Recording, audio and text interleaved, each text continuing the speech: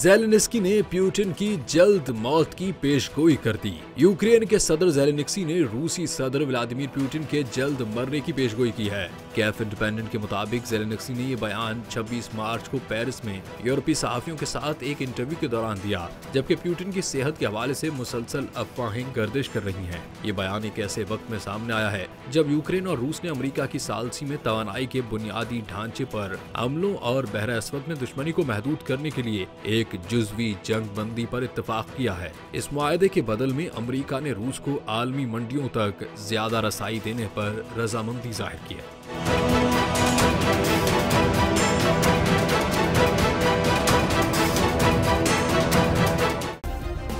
Subscribe करें और bell दबाएं ताकि कोई खबर रह न जाए।